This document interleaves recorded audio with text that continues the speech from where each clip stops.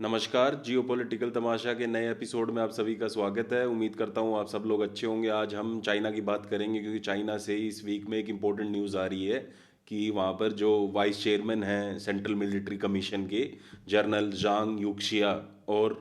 Chief of joint staff general Liu Zhenli, इन दोनों को उनके पद से हटा दिया गया है चाइना में। और इनके ऊपर एलिगेशन लगाया गया है कि इन्होंने करप्शन किया है, जो भी आर्म्स डीलिंग होती है उनके अंदर और जो भी अपॉइंटमेंट होती है सीनियर मिलिट्री ऑफिशियल्स की। तो ये डेवलपमेंट काफ़ी ज़्यादा इंपॉर्टेंट डेवलपमेंट है क्योंकि चाइना के अंदर क्या होता है, चाइना की इंटरनल पॉलिटिक्स में क्या होता है, ये बहुत कम न्यूज़ें बाहर निकल के आती हैं क्योंकि चाइना में बड़ा ही ओपेक सिस्टम है और कम्युनिस्ट पार्टी ऑफ चाइना अकेली पूरे चाइना पे रूल करती है। वहाँ कोई और पार्टी अलाउड है नहीं चाइना के अंदर। तो वहाँ क्या डेवलपमेंट्स होती हैं क्या नहीं होता है ये बाहर वाले वर्ल्ड को बहुत कम समझ में आता है। लेकिन जैसे ही ये जो सेंट्रल मिलिट्री कमीशन जिसके चेयरमैन शी जिनपिंग है, जो भी प्रेसिडेंट होता है चाइना में वो होता है इसका चेयरमैन, तो वाइस चेयरमैन जनरल जांग यूक्शिया को हटाना, जो कि शी जिनपिंग के काफ़ी क्लोज फ्रेंड भी माने जाते हैं और शांगशी प्रोविंस से आते हैं जहाँ से शी जिनपिंग भी आते हैं। तो इन दोनों के बीच में क्या लड़ाई हुई और क्या रीज़न था इतने इंपॉर्टेंट पोस्ट है जनरल जांग यूक्शिया को हटाने के,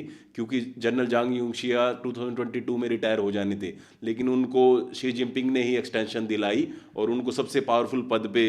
after president vice chairman of central military commission का बना के बिठाया। तो ऐसा क्या राइवलरी होगी उन दोनों के बीच में कि उनको बीच टेन्योर हटाना पड़ा, पर्ज करना पड़ा। और दूसरा उनके साथ जनरल चीफ जो भी जनरल हैं दूसरे, लियू जेनली जो चीफ ऑफ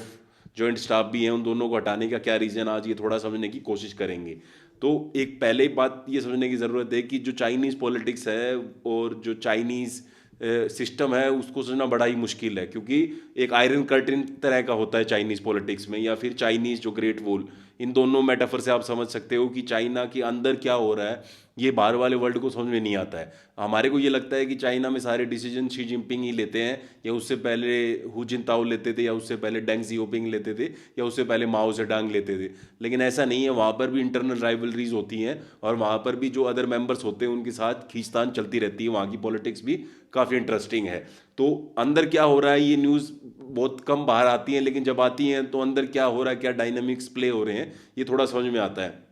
तो अब जनरल शांग यूक्शिया को हटाने के पीछे जो ऑफिशियल रीजन दिया है चाइना के ऑफिशियल माउथ पीसीज ने, उनके अकॉर्डिंग ये है कि वो करप्शन कर रहे थे। जैसे मैंने वीडियो की स्टार्टिंग में बताया था कि अपॉइंटमेंट में जो भी सीनियर मिलिट्री ऑफिशियल्स की अपॉइंटमेंट होती थी या फिर आर्म्स प्रोक्योरमेंट है, उनमें सब में ये करप्शन या फिर मनी ले रहे थे उन सारी डीलों के लिए। तो इसकी वजह से इनको और एक और जर्नल को हटाया गया है अब उनके पोस्ट से ऊपर। लेकिन ये तो ऑफिशियल वर्जन है, जो कि ऑफिशियल वर्जन मोस्टली झूठी होता है। अब और क्या क्या रीजंस आ रहे हैं जो इंटरनेशनल मीडिया में छपा है उसके अकॉर्डिंग एक रीजन तो ये हो सकता है कि वो वॉल स्ट्रीट जर्नल ने एक रिपोर्ट छापी है, उसके अकॉर्डिंग ये है कि जनरल जांग यूक्शिया जो न्यूक्लियर उनके टेस्टिंग हो रही है चाइना में और जो न्यूक्लियर से रिलेटेड कुछ टेक्निकल डिटेल्स को शेयर कर रहे थे अमेरिकन इंटेलिजेंस एजेंसी सीआईए के साथ, तो इसलिए उनको हटाया गया उनके पद से। तो ये भी काफ़ी इंपॉर्टेंट डेवलपमेंट है क्योंकि अगर वो उनके साथ न्यूक्लियर सीक्रेट शेयर कर रहे हैं तो ये काफ़ी सीरियस कंसर्निंग बात है चाइना की इंटरनल सिक्योरिटी के लिए और चाइना के लिए, क्योंकि चाइना एक ग्लोबल पावर है और उनके अगर न्यूक्लियर सीक्रेट्स दूसरा उनका मेन राइवल अमेरिका की इंटेलिजेंस एजेंसी के पास है तो उनके लिए काफ़ी ज़्यादा खतरनाक बात है ये। दूसरा मेन रीज़न ये निकाला जा रहा है कि भाई जो ऑफिशियल वर्जनों से अलग जो न्यूज़पेपरों में छप रहा है उसके अकॉर्डिंग ये है कि न्यूक्लियर सीक्रेट लीक कर रहे थे सीआईए को। तीसरा मेन रीजन और कई न्यूज़पेपर कवर कर रहे हैं वो ये दे रहे हैं कि जो एक शी जिनपिंग का मास्टर प्रोजेक्ट है वो ये है 2027 तक पीसफुली या फिर आर्मी का यूज़ करके ताइवान को मिलाना चाइना के अंदर, क्योंकि ताइवान इकलौती ऐसी प्रोविंस है चाइना की जो अभी भी सेपरेट है और अपने आप को इंडिपेंडेंट क्लेम करती है। तो ताइवान हमेशा से ही सपना रहा है माओ जेडंग से लेकर शी जिनपिंग तक का। लेकिन माओ जेडंग ने क्योंकि अमेरिका के साथ 1972 में रिश्ते सुधार लिए थे जब निक्सन और हेनरी किसिंजर चाइना में गए थे माओ जेडंग से मिलने, क्योंकि उस टाइम पे कोल्ड वॉर के टाइम पे अगर चाइना और सोवियत यूनियन साथ रहते तो अमेरिका के लिए यूरोशियन कॉन्टिनेंट के अंदर जिसमें एशिया और यूरोप दोनों आते हैं, उस यूरोशियन लैंड मास के ऊपर कंट्रोल करना बहुत मुश्किल हो जाता, कि दोनों बहुत बड़ी लैंड पावर और मिलिट्री पावर्स थी उस टाइम की, और आज भी हैं। तो इसलिए उन्होंने दोनों के बीच में डिविजन्स पैदा करने के लिए चाइना के साथ रिश्ते इंप्रूव करना स्टार्ट कर दिया 1970s में। और उसके बाद चाइना और सोवियत के रिश्ते काफ़ी ख़राब हो गए 1780s और 90s के डेकेड में। तो उसका फ़ायदा अमेरिका को मिला और वो कोल्ड वॉर को जीतने में सक्सेसफुल रहा। तो उस टाइम पे माओ जेडंग ने एक तरह का कॉम्प्रोमाइज़ कर लिया था कि हम ताइवान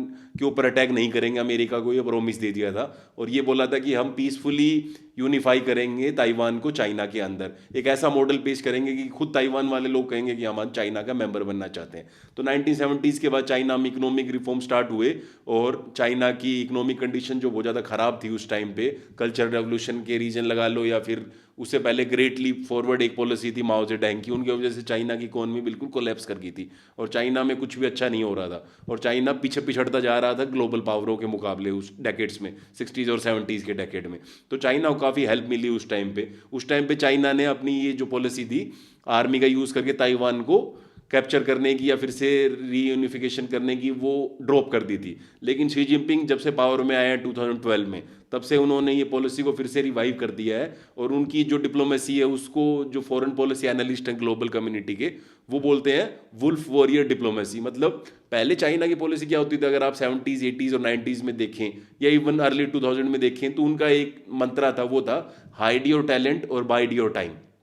कहने का मतलब ये है कि अपने टैलेंट को छुपाओ और अपने टाइम का इंतजार करो, जब तक आप इतने स्ट्रोंग ना हो जाओ इकोनॉमिकली मिलिटरीली कि आप अपने आप को ग्लोबल पावर के आगे प्रोजेक्ट कर सको कि हमसे बड़ा कोई नहीं है। जो मिडिल किंगडम का स्टेटस है, जो चाइना के पास पहले हिस्ट्री में होता था कि चाइना दुनिया का सेंटर है, वहीं से पूरी दुनिया चलती है, तो वो जो आइडियोलॉजी थी चाइना ने वो ड्रॉप कर दी थी 70s 80s और 90s के डेकेड में, क्योंकि उस टाइम पे चाइना का मेन फोकस था डेवलपमेंट का, और चाइना को चाहिए थी टेक्नोलॉजी, चाहे वो बुलेट ट्रेन बनाने के लिए चाहिए हो, चाहे वो व्हीकल्स बनाने के लिए चाहिए हो, चाहे इंफ्रास्ट्रक्चर डेवलप करने के लिए चाहिए हो, तो वो सारी टेक्नोलॉजी उनको अमेरिका दे रहा था उस टाइम पे। तो हम चाइना ने इसलिए अपने जो जियो पोलिटिकल एम्बिशंस थे उनको कर्टेल कर लिया था। लेकिन उसका मतलब ये नहीं था कि चाइना उन एम्बिशंस को भूल गया था। चाइना के लिए उस टाइम पे प्रायोरिटी थी इकोनॉमिक डेवलपमेंट करना, स्टेबिलिटी लाना इकोनॉमी के अंदर, और अपने आप को एक एक्सपोर्ट पावर हाउस बनाना, जो कि चाइना अर्ली 2000 आते आते सक्सेसफुल हो गया और आज दुनिया का सबसे बड़ा एक्सपोर्टर है, दुनिया का सबसे बड़ा इकोनॉमिक पावर हाउस है, जिसके पास इतनी पावर है कि वो अमेरिका जैसे पावर हाउस को चैलेंज कर रहा है आज के दिन।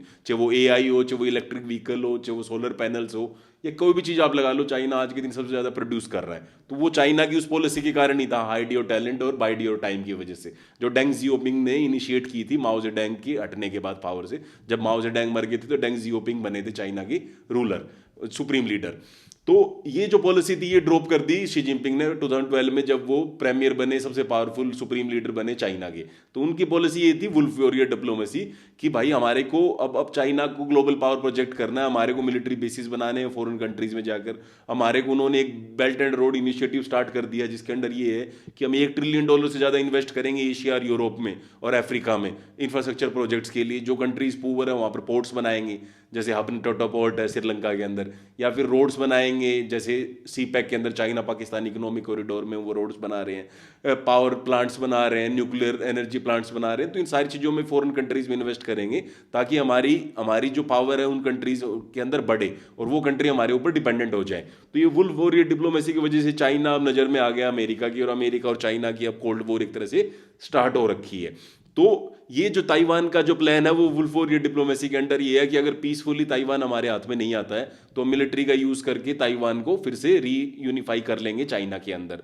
तो ये उन्होंने टाइमलाइन रख रखा है 2027, और रिपोर्ट्स के अकॉर्डिंग ये है कि जनरल शांग यूक्शिया, जो कि नाम वाइस चेयरमैन थे सेंट्रल मिलिट्री कमीशन के, जिनको अभी हटाया गया है उनके पद से करप्शन के चार्जेस के ऊपर, वो इस प्लान को फुलफिल करने में सक्सेसफुल नहीं हो पा रहे थे। और शी जिनपिंग को कहीं ये लग रहा था कि चाइनीज मिलिट्री प्रिपेयर नहीं है ताइवान को मिलिट्री का यूज़ करके 2027 तक रीयूनिफाई करने में, क्योंकि उन्होंने अभी रिसेंट में रशिया का एग्जांपल देखा है 2022 में, जब उन्होंने यूक्रेन पे कब्जा करने की कोशिश की। तो आपको किसी भी कंट्री पे कब्जा करना है तो 2-3 चीज़ें बड़ी एसेंशियल होती हैं, उसमें एक होता है एयर डिफेंस सिस्टम को वहाँ के न्यूट्रलाइज करना। जैसे अभी निकोलस मडूरो को वेनेजुएला से उठाया, तो उनका जो भी मिसाइल डिफेंस सिस्टम है, एयर डिफेंस सिस्टम है, उस सारे को न्यूट्रलाइज किया गया पहले, तभी तो हेलीकॉप्टर से इतने लो फ्लाई कर पाए वेनेजुएला के एयर स्पेस में, कैराकास उनकी कैपिटल के बिल्कुल ऊपर। तो वरना तो पॉसिबल ही नहीं, वरना मिसाइल आपको गिरा देगी, आपके हेलीकॉप्टर, आपके फाइटर जेट्स को, या आपके आने वाले मिसाइल्स को न्यूट्रलाइज कर देगी। तो वो जो आपका एयर डिफेंस सिस्टम होता है उसके ऊपर आपको कंट्रोल करना बहुत जरूरी होता है, वहाँ की लोकल एयर स्ट्रिप्स पे कब्जा करना होता है।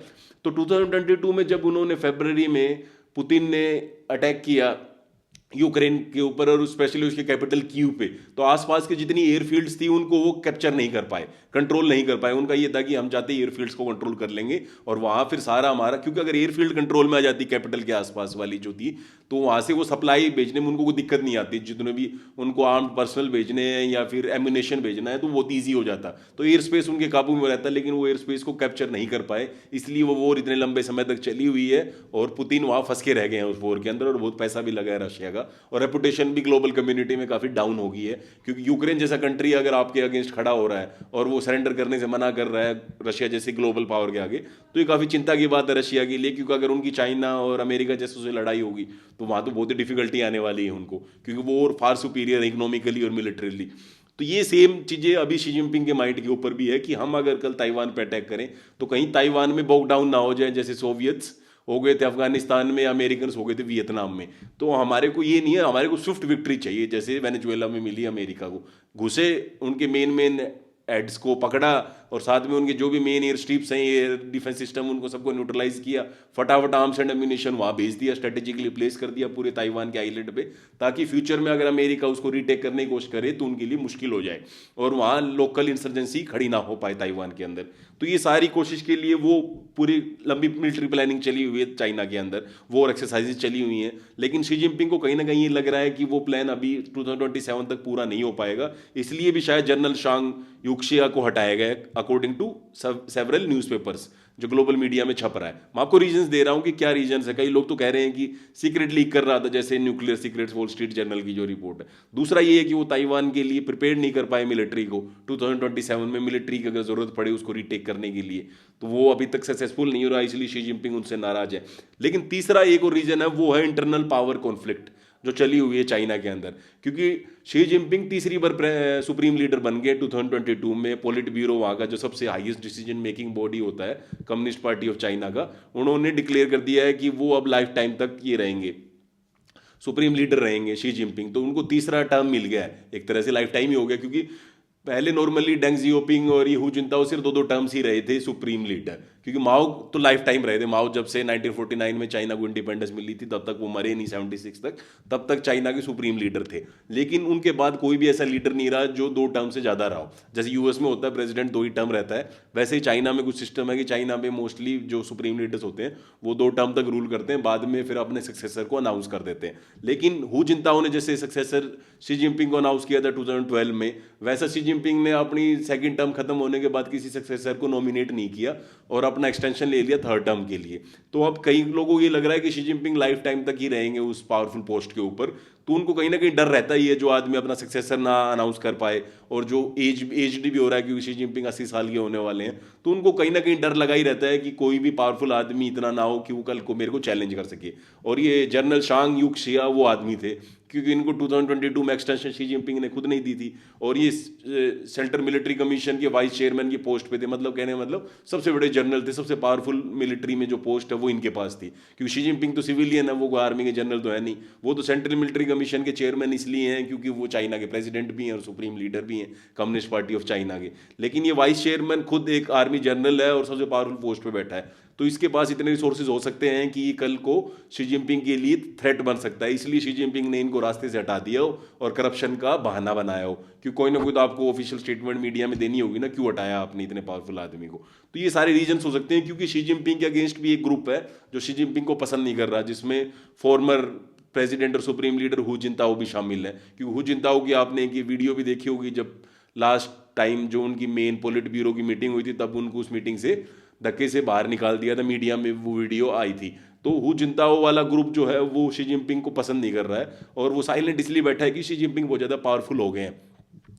और दूसरा ये है कि पार्टी की जो डिफरेंसेस हैं वो ग्लोबल मीडिया में ना आए, इसलिए वो चुपचाप बैठे हैं, वरना चाइना के अंदर बहुत सारे ऐसे लोग हैं जो शी जिनपिंग को पावर से हटाना चाहते हैं, और शी जिनपिंग एक डरा हुआ सुप्रीम लीडर भी हो सकता है, जो कि इतना डरा हुआ है कि अब उसको अपने दोस्तों को ही हटाना पड़ रहा है पावर से, क्योंकि कहीं ना कहीं वो भी उनके लिए थ्रेट बन रहे हैं। तो ये सारे रीजन्स हैं चाइना में शांग यूक्शिया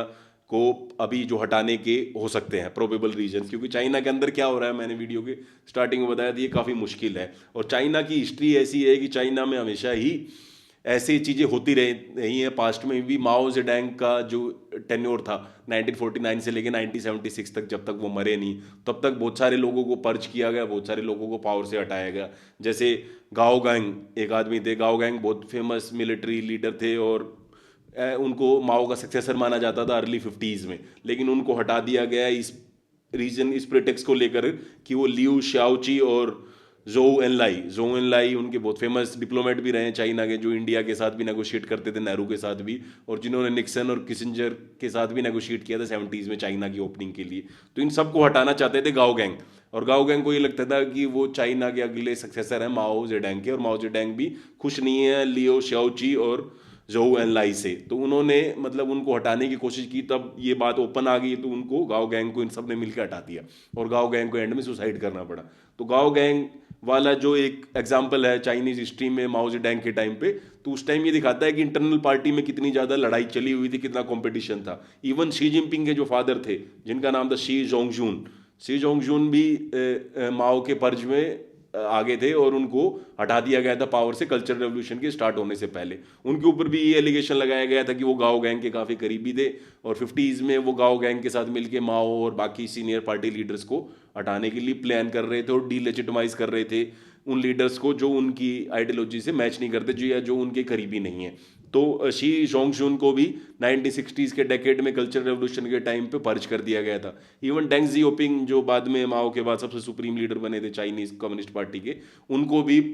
कल्चर रेवोल्यूशन के टाइम पे पर्च कर दिया था माओ ने, क्योंकि माओ बड़ा ही इनसिक्योर आदमी था। माओ को ये लगता था कि भाई मेरे को कोई भी हटा सकता है पार्टी से, तो जो भी थोड़ा स्ट्रोंग लगता था माओ उसको हटा देते थे कोई ना कोई प्रिटेक्स लगाकर, करप्शन चार्जेस पे या और कोई रीजन पे कि आइडियोलॉजिकली वो डिविएट हो रहे हैं अपने पाथ से। तो ये सारे रीजन का लेकर वो उनको पावर से हटा देते थे, और ये हिस्ट्री रही है। और इसी टाइम चाइना सबसे ज़्यादा खतरनाक होता है, क्योंकि गाओ गैंग की अफेयर के टाइम पे और उस टाइम पे ग्रेट लीप फॉरवर्ड एक पॉलिसी चली हुई थी। इस पॉलिसी में ये था कि 5 ईयर प्लान के अंदर ये था कि वहाँ पर, क्योंकि चाइना सोवियत से 5 ईयर प्लान लेके आया था, जैसे इंडिया फॉलो करता था 5 ईयर प्लान नेहरू के टाइम पे, तो 5 ईयर प्लान में ये था कि मेजर हैवी इंडस्ट्रीज को डेवलप करना है। तो उन्होंने ये ग्रेट लीप फॉरवर्ड स्टार्ट किया था लेट 50s में, जिसके अंडर मेजर फोकस रहेगा इंडस्ट्रीज, हैवी इंडस्ट्रीज के ऊपर, आयरन और स्टील वाली इंडस्ट्रियों पे इनको डेवलप करना है। तो उस टाइम पे बहुत सारी प्रॉब्लम्स हो गई थी चाइनीज इकोनॉमी में, क्योंकि वो सारा रिसोर्स उस साइड लगाना चाहते थे, जिसकी वजह से वहाँ पर एक तरह से मतलब भूखमरी आ गई चाइना के अंदर, बहुत सारे लोग मर गए, प्लेग आ गया। तो ये मतलब ये सारी फेमाइन आ गई, इन सारी इश्यूज के टाइम पे ही चाइना ने इंडिया के ऊपर 1962 में अटैक किया था। और कल्चर रेवोल्यूशन के टाइम पे भी उन्होंने सोवियत के साथ उन्होंने 1969 में लड़ाई लड़ी थी। और इवन माओ जेडैंग के मरने के बाद जो इंटरनल पार्टी स्ट्रगल चला हुआ था सुप्रीम लीडर बनने के बाद कौन होगा, हु विल रिप्लेस माओ, उस टाइम पे 1979 में उन्होंने वियतनाम पे अटैक किया था। तो जब भी चाइना के अंदर कहीं पार्टी के अंदर इंटरनल कॉन्फ्लिक्ट बहुत ज़्यादा बढ़ जाती है, तो उससे ध्यान हटाने के लिए सुप्रीम लीडर जो भी होता है चाइना में, वो किसी फॉरेन कंट्री पे अटैक कर देता है। तो अब जो चाइना में लग रहा है कि जैसे पर्चेज हो रहे हैं और जैसे ये मूवमेंट चली हुई है और इतने फेमस और इतने पावरफुल आदमी को हटाया गया है, तो आने वाले टाइम पे जो भी नेबर्स हैं चाइना को, उनको अवेयर रहना चाहिए कि वहाँ भी अटैक हो सकता है। क्योंकि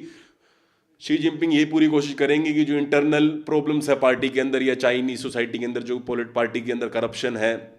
या इकोनॉमिक मिसमैनेजमेंट है, या फिर कोविड के बाद जो सिचुएशन चाइना की ख़राब हो रखी है, या इवन प्रॉपर्टी के प्राइस जो रियल स्टेट उनका कोलैप्स कर गया पूरा सेक्टर, उससे ध्यान हटा के कहीं और फोकस किया जाए, इसलिए वो किसी फॉरेन कंट्री के ऊपर अटैक भी कर सकते हैं। तो ये चाइना में अभी काफ़ी चर्निंग हो रही है, और ये जो डेवलपमेंट आई है इससे ये साबित हो रहा है कि पावरफुल तो है, अभी सबसे ज़्यादा पावरफुल है चाइना के अंदर, लेकिन उनका जो प्लेस है वो सिक्योर नहीं है कम्युनिस्ट पार्टी में, और उनके दुश्मन भी उतने ही पावरफुल हैं जितने शी जिनपिंग है। Thank you.